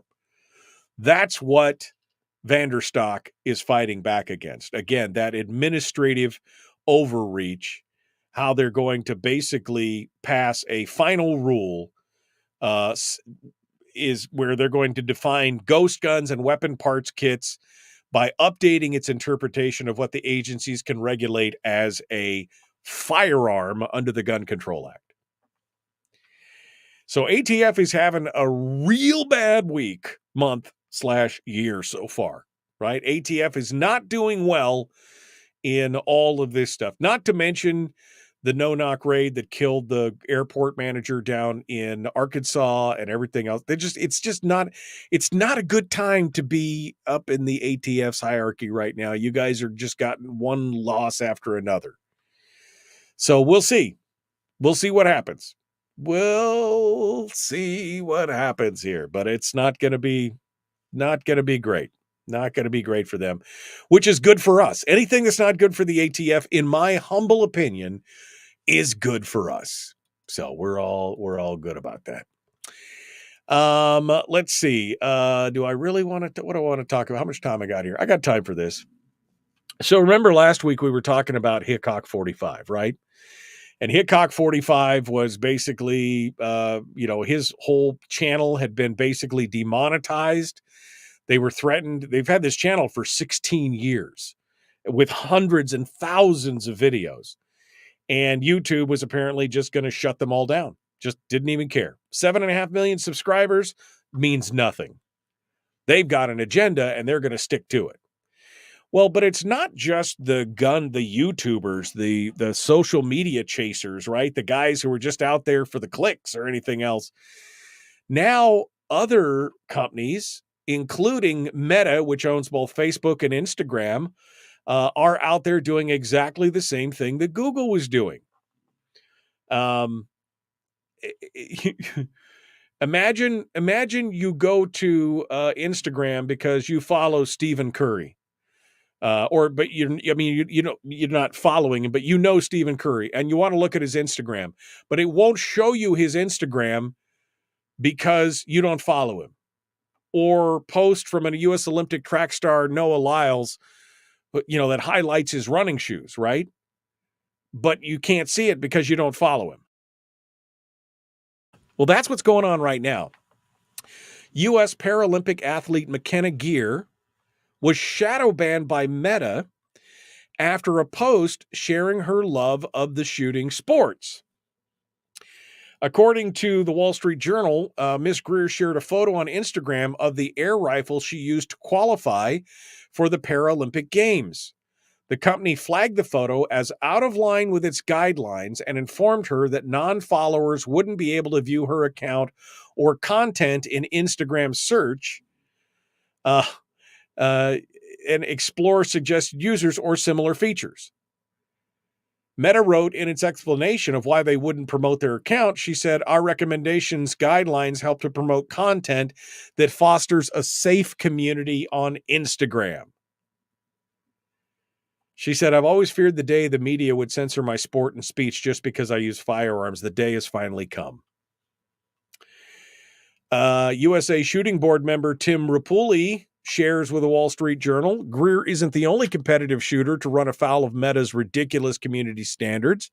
U.S. Olympic shotgunner Connor Prince has been subjected to the same treatment, according to Rubley, who also shared that Facebook unpublished the page belonging to the West Point rifle team because Army West Point rifle goes against our community standards. the Army's West Point rifle team. Kelly Riesdorf, CEO of USA Shooting, says she's also concerned about the company's decisions. She says, by silencing an athlete's voice, you infringe not only on their freedom of expression, but subtly on their right to bear arms as well. As these platforms are critical for educating and sharing the legitimate and safe use of firearms in sports, to honor the Olympic spirit of fair play and competition and non-discrimination, Meta should reverse this decision and restore the athletes' accounts. But it's going on and on and on. Now, supposedly, this is all about protecting kids, right? Cam Edwards over at Bearing Arms puts over a kind of a counterpoint to this whole thing and says, if this is supposedly about protecting kids from videos that might not be appropriate for underage users, what about all this violent content for kids to access in the platform, including a wildly popular show called Ski Bitty Toilet, which is run by a guy named Gerasimov.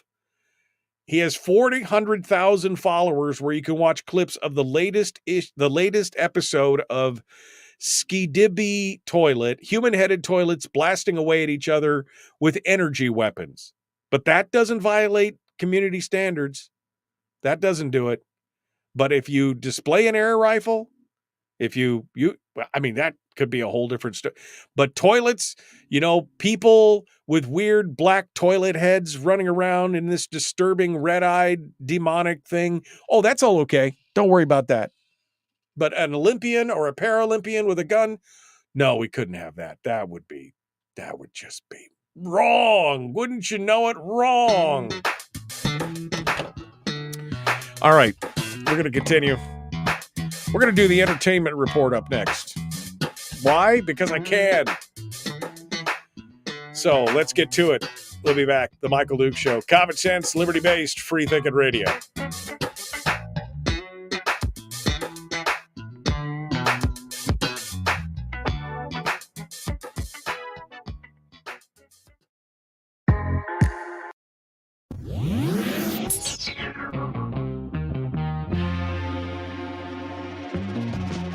Running on 100% pure beard power. Oh, also some coffee. We dip our beard in coffee. Ha, nice beard. The Michael Duke Show.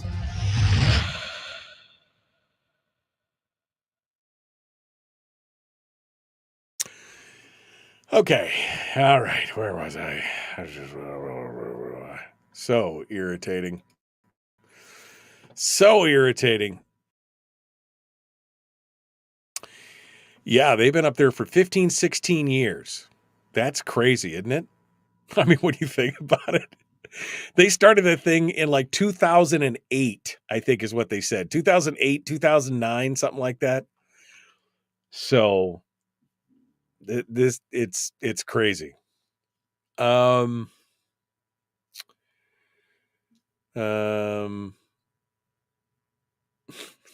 did you just call your kid a crybaby? What? Time to drop off the new crybaby nurse. I guess reality 101 isn't taught in nursing schools. That's just, okay. All right. Okay.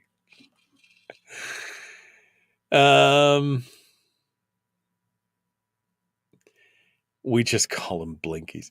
Patron Saint Clarence of the Pew Pews.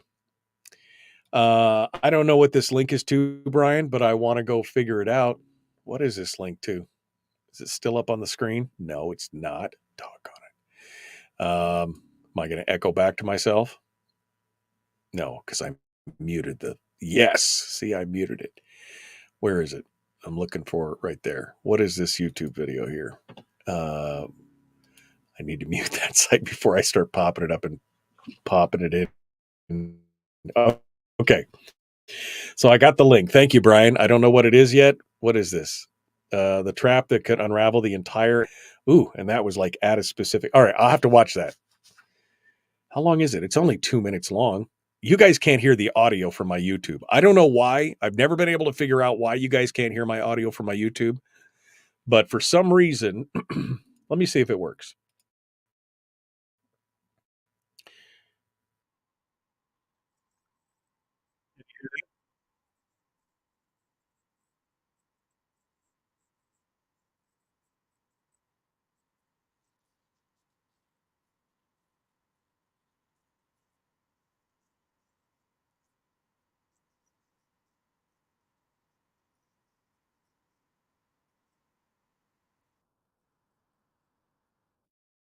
Can you guys hear that? That was my question. Can you guys hear the video? I'm asking for a friend because it's awful quiet out there. I don't know. Nothing, says Terry. Okay, because it violates community standards? I don't think so. I mean, I have no idea.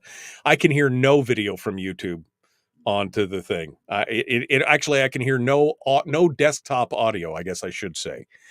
I cannot play something out of my browser into it. So the folks in the podcast will get a chance to listen to that. I will leave a link just for folks in the podcast.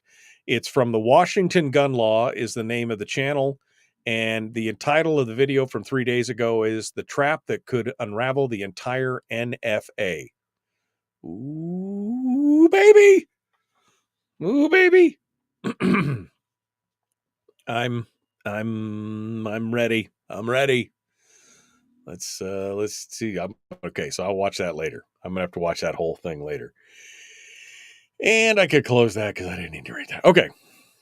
Nope. Everybody's nope. It's a full-on nope on anything that was going on. Can't click on YouTube without seeing Harris begging for money. I mean, I hear you. I hear you. I hear you. That's for sure.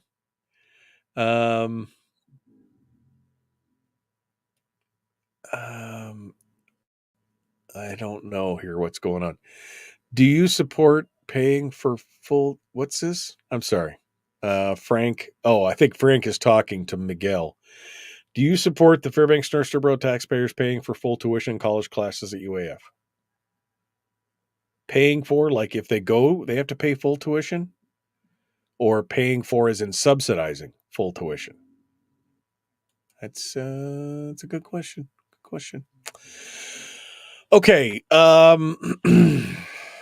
All right, my friends, are you ready for this? Are you ready for my entertainment report? It's going to be boring. I have a feeling it's going to be boring. It's a bummer, but we're going to talk about it. We're going to talk about it. Gina Carano. Mm-hmm. And dismissal. All right. That's it. I just want to see what's it. I want to talk about it. Let's go. Let's go. We're going to jump back into it here. The Michael Duke Show. Common sense, liberty-based, free thinking radio. I love this so much. We're gonna continue on. Little entertainment with you, for you, with you, and for you. We're gonna entertain you and give you some entertainment. Here we go. Jumping back into it. It's Friday, man. I can't wait. Let's do it. Here we go. No, give me the music.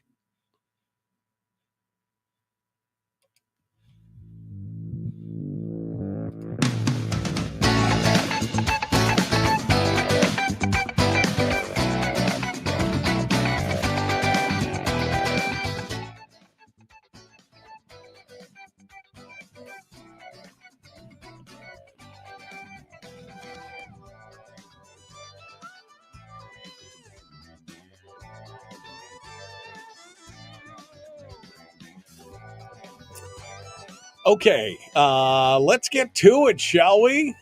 Yeah, baby. It's the weekend, and that means it's time for our entertainment. We're going to be goodbye. I just turned off the phones, as you heard. And now we're going to dive into it for some entertainment stuff. Now, normally, Willie Waffle comes in to help me with this and give me the entertainment review, but due to conflicts, because he's going on vacation, the guy, he's getting a 10-day vacation. He was so excited. We talked about it last night. He was just like, and so he just can't make it. He couldn't make it this morning, but he did run me through some of the stuff that he was going to cover and said, "You can do it, champ." And I felt like a big boy. So I said, I'm going to come in and try it all myself. I'm going to do it. We're going to talk about all the good stuff that's coming out there. in the entertainment world and everything else. First and foremost, in honor of Willie, we will talk about Alex Trebek. Now, you all know Alex Trebek. I'm not much of a game show guy, right? I mean, I've watched a few game shows in my time, but you would never catch me going, I can't wait to watch my game show. My stories. I can't wait to watch my stories. I mean, you just wouldn't catch me going, I just can't wait to watch my game show. But some people are that way. But even I, as, troglodyte-ish as I am, even I know who Alex Trebek is, right? I mean, the guy hosted Jeopardy for 37 seasons. I mean, I know who Chuck Woolery, Bob Barker, Alex Trebek, and Richard Dawson are, right? I mean, I guess I know who those guys are because that was when I was a kid growing up. Those were the faces and the names that you would see when you'd turn on the television during the day. All right, so there it is. Well, Alex Trebek, who again hosted 37 seasons of Jeopardy, has now been honored, and Willie was so excited about this. The United States Postal Service has unveiled a special Alex Trebek stamp honoring what would have been his 84th birthday. Now available, this forever stamp doesn't have Alex Trebek's picture on it. No, that would be way too easy. Instead, it is a blue square with yellow lettering that reads, "This naturalized U.S. citizen hosted the quiz show Jeopardy for 37 seasons." How fitting that the stamp tribute to Alex Trebek should be in the form of a question, right? It should be in the form, you must answer in the form of a question. Who is Alex Trebek? That is, Willie was so tickled about that last night. It's hysterical. It's absolutely hysterical. But Alex Trebek, again, gets his own stamp, and it does it in style. I mean, it just does it in style. Top Gun is ready to come back again. I mean, they only had, a 30-year window between Top Gun 1 and Top Gun Maverick, which is the second one.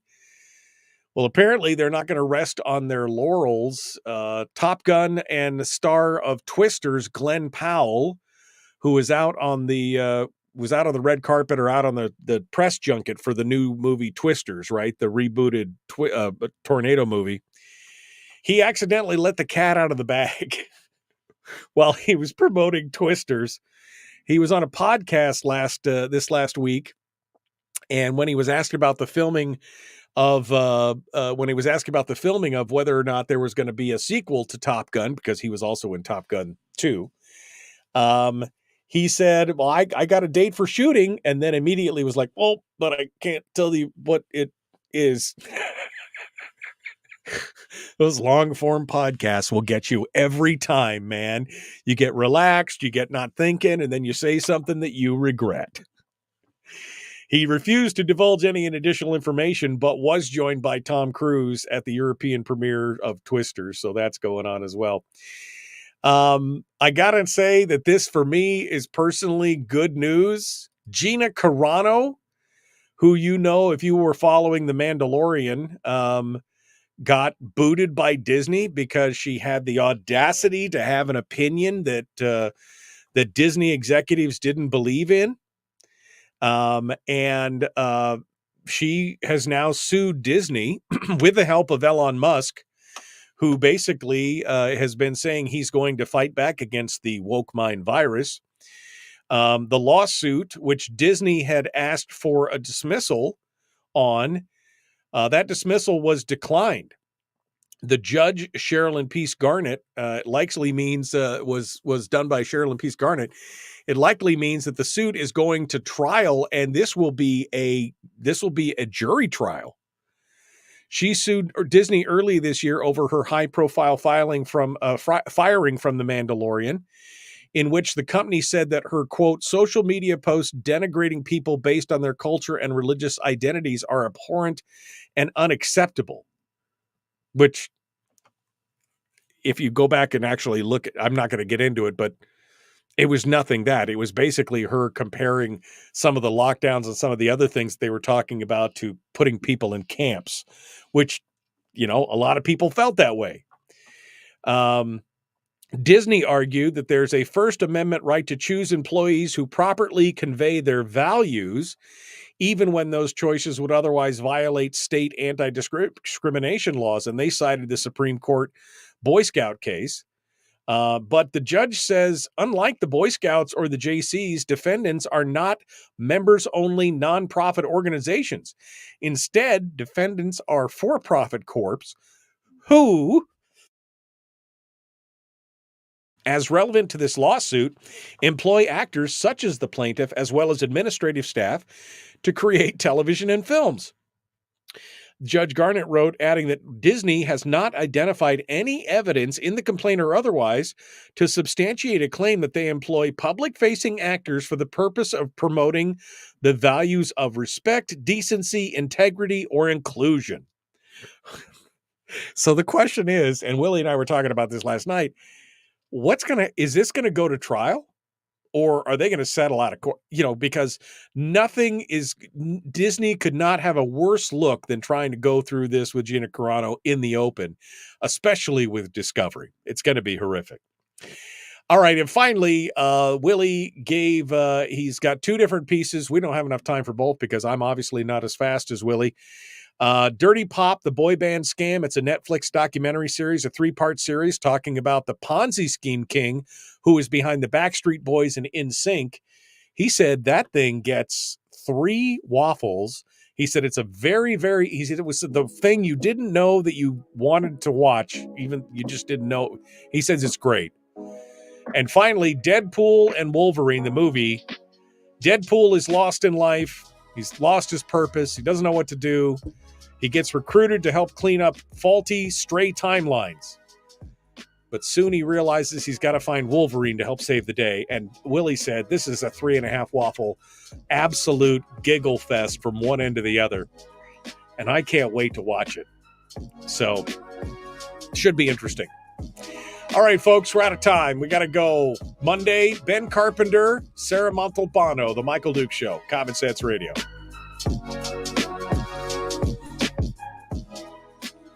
Damn, how did that go so fast? I mean, with Willie, it seems like we're always pushed for time, but I seem like, I don't know. Yeah. Gina, don't hate your neighbor, because that's what she said in this post. And of course, this is the same time that what's his name? Pedro Pascal was basically showing kids in cages and all this other kind of stuff that was not happening. The thing, I mean, it was, it's all fine if it's on the left and you're advocating for something, but as soon as you're on the right, you can be fired. I hope she gets a gazillion dollars. Deadpool is in the theaters, and the Dirty Pop, it's called Dirty Pop, the boy band scam, is on Netflix. It's a Netflix documentary. But Deadpool and Wolverine is at the theaters, and I'm going to go watch it maybe tonight. We'll see if my wife wants to go to dinner and go watch a movie. We haven't been to a movie theater in 5 years. I'm ready for something to happen. I don't know what we're going to do, but we're going to have a good time. All right. That does it for me though, folks. Monday again, we're going to be doing it. Sarah Montalbano in hour 1, Ben Carpenter in hour 2, and I'm ready for the weekend. I'm ready to go. I got so much stuff you guys are going to learn about a lot of the stuff that's going on right now. I got a lot of things happening. We'll catch you up here in the next few weeks as to what's going on, but it should be an interesting. May you live in interesting times. Yes, this is the busiest I've ever been in my whole life, which is saying something. So we'll see what happens. Is she over her headache? She was yesterday, but she started to come down with it again late yesterday. So my wife has been facing a migraine that's going on 2 weeks now. So we're hoping. Here's hoping we can go out and enjoy a little time together. All right, folks, be kind, love one another, live well. The Michael Duke Show, Common sense. What am I talking about? She's had a migraine for 33 years right here. This is her. Yeah, that's me. I'm just, all right, gotta go. Bye.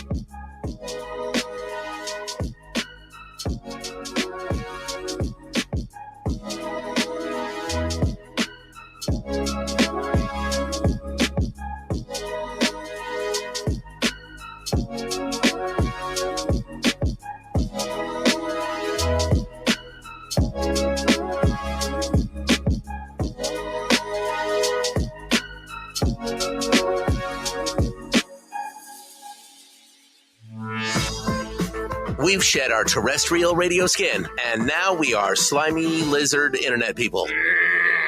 It's the Michael Duke Show.